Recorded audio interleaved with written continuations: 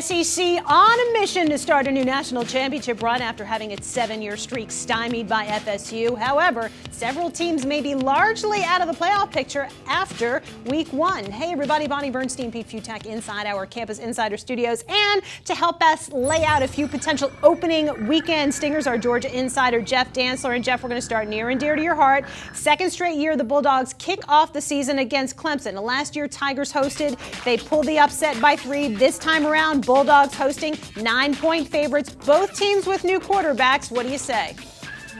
Well, this is an old rivalry renewed. So many great games between these two in the 1980s, and we kind of returned to form with that last season as Georgia, as you mentioned, Bonnie, came up short in Death Valley. I like Georgia this year, though. Taj Boyd and Sammy Watkins are gone from Clemson. They meant so much to that offense, and even though Georgia also has a new quarterback with Hudson Mason, the Bulldogs have the best running back in America in Todd Gurley to show the way for the offense. So I think the Bulldogs take care of business and cover the 9 between the hedges. And Clemson, keep in mind, too, 4 players suspended, including starting defensive end Corey Crawford. Pete, how about LSU, Wisconsin? This is a neutral site game, the Texas kickoff in Houston. Tigers are favored by a touchdown and have Shocker reloaded with some very promising offensive talent. Where do you stand on this game? But they do have to reload with a lot of talent on both sides of the ball. The key to this game is that they both play similar styles. The difference is LSU does it with very, very good players.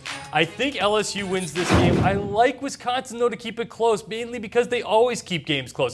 They lost to South Carolina in the bowl game by 10 points, but before that, the previous loss by double digits came in early 2010. This program does not lose games big. I think they keep it close. LSU is just going to be better. I think LSU wins it. All right, final matchup. We're going to have both of you weigh in. Johnny Football-less Texas A&M visiting Connor Shaw and Jadeveon Clowney-less South Carolina, but still Gamecocks a 9-point favorite here. Jeff, you start. Well, I think this is going to be a terrific game. Both of these teams losing so much talent, but Texas A&M lost more talent than anybody. You got Steve Spurrier at home in Columbia. I think you got to go with the Gamecocks, but it should be a great game, and that's a Thursday night or two. I promise you this, Columbia, South Carolina is one of the hottest places west of the Sahara, so it'll be boiling that night in Columbia. I am all over South Carolina. That's my team this year. I'm going to take the Gamecocks. However, come game day, I think I'm probably going to make it a lot closer than this. But right now, since it's mid-June, I'm going to take South Carolina to win. Wait a minute. You're saying South Carolina is your team. What does that mean? I think they're going to be really, really good. I think they're going to challenge for the SEC championship. I think they're going to win the East. Challenge for a national championship? If you win the East, you can play a challenge for the national championship. You know this stuff's on tape, yeah, right? We can come back and get you first ever meeting between these two teams. By the way, gentlemen, thanks to you both. And speaking of the Gamecocks, what are the chances of them making it to the inaugural college football playoff?